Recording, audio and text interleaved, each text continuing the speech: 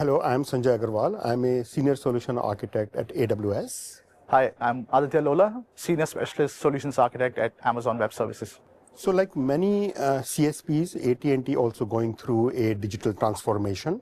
They want to use the latest and greatest of AWS cloud, but they came with a two challenge. One is they had applications who are, for them, the data need to remain on-prem. The data cannot go out of their boundaries. And the second problem is they have application which controlling their network, like fiber, controlling their copper channels, things like that.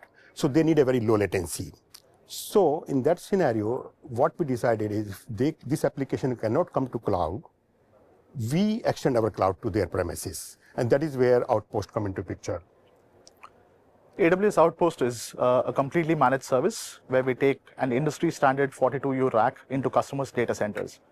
These are the same racks that powers AWS public clouds and the same hardware that we use in AWS regions.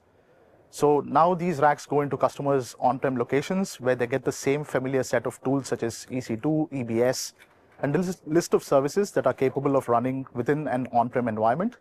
It's an extension of the cloud into the customer data centers, fueling a truly hybrid cloud experience for customers who are looking to migrate their workloads to AWS. So on the demo here, we also have an Outpost rack that you can see. So on this is hardware that is powered by our AWS Nitro hypervisor systems. It's the same security features that are offered in the public cloud. We extend that into data centers as well. Outposts was initially launched in 2019 with what we call a first generation of racks. Last year in April, we announced the second generation of Outpost racks, and that's what AT&T will be using as well for their compute platform. So it's broken down into two different functionalities. You have a network rack and then you have a compute rack. So what we've done is we've broken down the functionality of network and compute separate from each other so that they can scale independently of each other. Now customers don't have to worry about scaling compute together with network. So this truly forms the underlying infrastructure on which workloads either from VMware or other workloads from on-prem are going to go onto the Outpost. So we provide the 7th generation of Intel instances on these Outposts as the compute platform. And we bring the same set of APIs, infrastructure as code, and automation that's available and customers are familiar with in the public cloud onto the Outpost as well. So with the scale of migration which AT&T planning to do, we cannot do a traditional route. We cannot do a migration in the traditional route. So we come up with a fully automated system, a hyper-automation factory. So this is a end-to-end process which we set it up for AT&T, packed with AWS generative AI services like Hero, Transform, Amazon Q, which takes the on-prem applications and do all the magic in the background and make it a deploy ready on the Outpost. So we in fact have a demo about Transform. Aditya can run that demo. Aditya, go ahead. Like my colleague was saying, so traditional migrations are fairly complicated in the sense that they're operating across multiple data centers. They have regional data centers, they have edge data centers, and they're also operating across thousands of virtual machines across multiple clusters, right? So sometimes these clusters are shared with other applications. You have different teams that are reporting into one organization. And most of these are into siloed structures, right? So you have application teams, you have ISVs, and then you have SIs who are also operating applications on their own. So for AT&T, a traditional migration approach was going to take a really long time.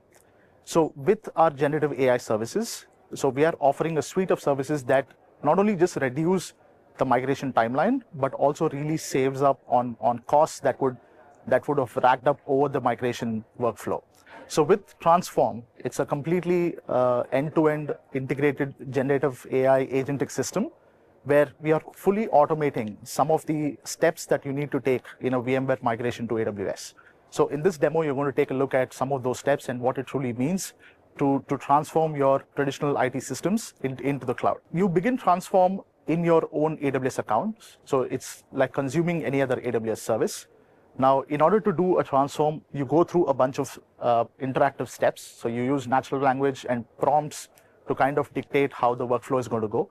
So you start by importing your inventory. So inventory is a discovery of your source environment, how many clusters for ESXi do you have, how many virtual machines do you have, and things like that. Now, Transform helps you discover your environment in multiple ways. You have both agent and agentless way of collecting this information about your servers. So it does a full discovery of your source environment, and then it also recommends what are the right EC2 instances that you can retrofit your current environment into AWS. And the same applies whether it's onto the Outpost as well, because we bring the same compute platform, whether if it's the public cloud or the extension of the public cloud into on-prem, which is AWS Outpost. You then connect your AWS account. Like I said, it's capable of supporting both a single account and multi-account as well. And then AWS Transform also recommends the network deployment layout that it thinks is appropriate. So this step typically includes the creation of VPCs, the subnets, the route tables, and security groups, and things like that. All the foundational list of services that are important to plan your network deployment in AWS.